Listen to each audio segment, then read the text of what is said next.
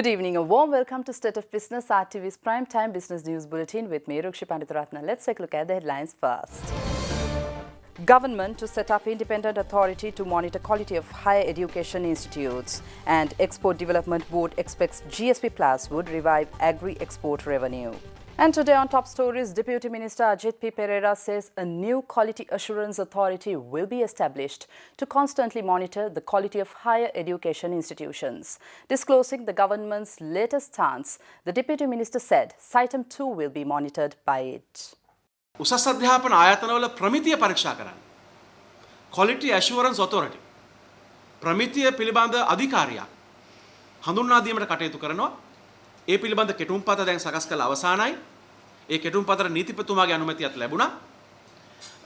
වෛද්‍ය උසස් අධ්‍යාපනයේ පමණක් නෙවෙයි මේ රටේ රාජ්‍ය සහ පෞද්ගලික සියලුම උසස් අධ්‍යාපන ආයතන සියලුම පාඨමාලාවල ප්‍රමිතිය පරීක්ෂා කිරීම සඳහා ස්වාධීන අධිකාරියක් පිහිටවනවා. එයට කිසි කෙනෙකුට බලපෑම් කරන්න බෑ. ප්‍රමිතිය නැති ආයතන වහලා දානවා. සයිටම් ආයතනයට අදාළ රජයේ තීරණ ක්‍රියාත්මක කරන තෙක් ඒ සඳහා අලුතින් සිසුන් බඳවා ගැනීම අත්හිට වේ. මේ සයිටම් ආයතනයේ ප්‍රමිතිය පිළිබඳ රජයේ නිර්දේශ ක්‍රියාත්මක කරනකන් සයිටම් ආයතනයට ඉදිරියේදී අලුතින් සිසුන් බඳවා ගැනීම නතර කිරීමට රජය විධාන කරනවා. The Government Medical Officers Association says the government is gradually adopting guidelines proposed by them with related to Malabe Saitam. Dr. Naveen D. Soisa of the GMOA said this addressing the media in Colombo today. අපිට පේන තියෙන කාරණේ තමයි රාජ්‍ය දවස ගානේ ස්ථාවරය වෙනස් වෙනවා. ස්ථාවර වෙනස් වෙමින් අපේ ස්ථාවරයට කිට්ටු වෙනවා. එතකොට මේ වර්ජන කරනකොට බැනලා වර්ජන කරන අපිව හිරේ දාන්න පුළුවන් කොහොමද කියලා හොයන රජය අපි 2010 ඉඳන් කියාගෙන ආපු ස්ථාවරයට කිට්ටු වෙමින් ඉන්නවා. අපි දැක්කා අධිකරු ජනාධිපතිතුමා දිගින් දිගටම කියනවා මම සියලුම දේ කරලත් ඇයි වර්ජන කරන්න කියලා. අපිට තේරෙනවා යම් යම් දේවල් එතුමා කරලා තියෙනවා. මේ රජයේ අලුත් ස්ථාවරයත් ඒ තුලම වෛද්‍ය සභාව මේ කාරණේදී ප්‍රමිතිගත කිරීමේ කාරණේදී උත්තරීතර ආයතනය කියන එකත් ශ්‍රේෂ්ඨ අධිකරණයට දැනුම් දෙන්න කියලා තමයි අපි එතුමාගේ අවසන් වතාවට ඉල්ලන්නේ. Central Bank Governor Dr. Indrajit Kumaraswamy says that the government has agreed to deposit funds raised through divestment or long lease of public assets in a separate account to be used for liability management. The central bank is tasked with finding $2.6 billion this year for debt servicing, and the governor said it will rise further next year. Dr. Kumaraswamy said this addressing the media at the central bank recently. Proceeds from the divestment or long lease of public assets. The Prime Minister has agreed to do this, and I think it's a government policy. They will put the proceeds into a separate account and earmark the money for liability management. So the Hambantota money and any other asset sale proceeds would be separated out and be used for liability management. Now we have a challenge on liability management. This year and next year, there is a spike in domestic debt servicing. Then from 2019 onwards, there's a bunching of external payments.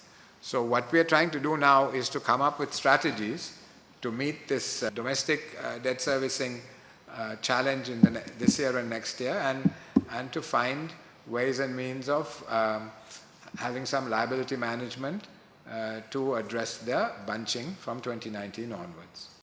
Let's take a look at more news after this break.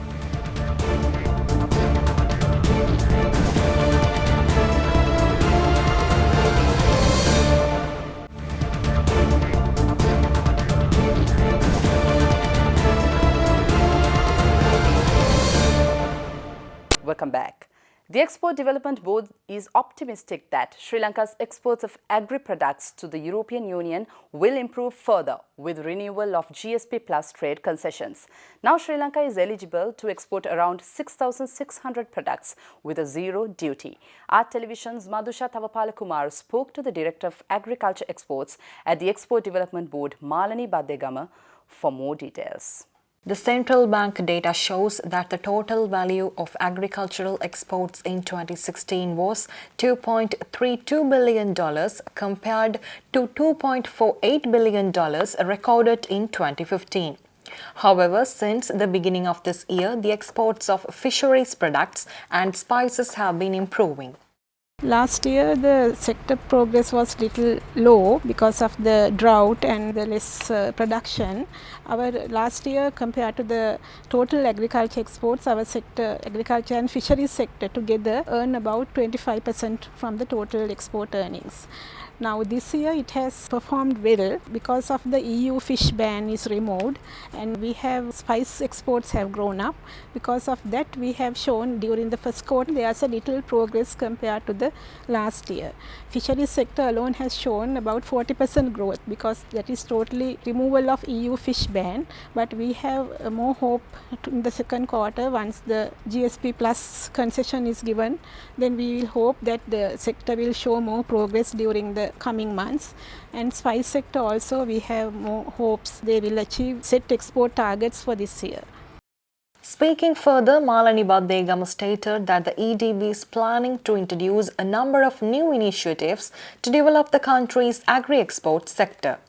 Their main aim is to develop 2,000 exporters in the country in order to expand the country's export revenue to hit $20 billion mark within few years.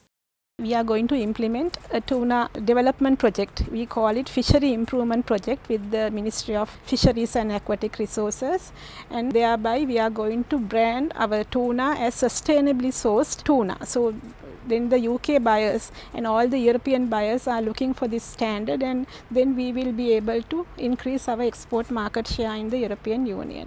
So likewise we are implementing lot of programs, and we are going to get more exporters to our export stream, because now we are going to develop a 2,000 exporter program in the country. So there we also focus on agriculture crops and find more investors to the agriculture projects, and also to link them, the small scale growers, to link them with exporters and increase their production and also get more production to the exports. Those are the plans, and we hope to achieve the about 40% of our exports to be agriculture crops within this year.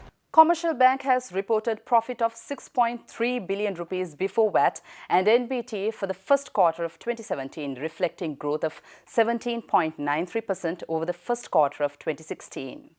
The VAT and NBT for the 3 months had increased by 40.33% to rupees 1.1 billion rupees. Consequently, profit before tax for the quarter grew by 14.03% to 5.2 billion rupees, while profit after tax was at 3.7 billion rupees, posting an increase of 16.73%. Overall, the bank had paid 2.5 billion rupees in taxes for the 3 months under review, which was an increase of 19.73% over the corresponding quarter of the previous year. Let's take a look at stocks after this break.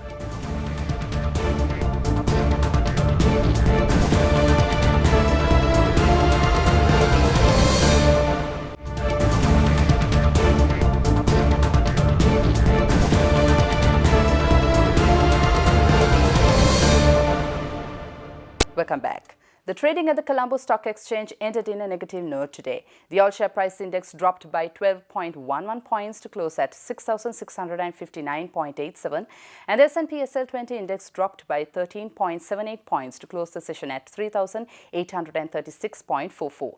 The turnover was 465.4 million rupees and 18.3 million shares were traded.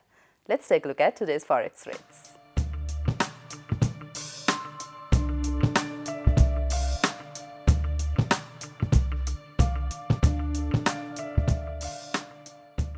Thank you for watching State of Business. See you tomorrow at the same time. Till then, take care. Good night.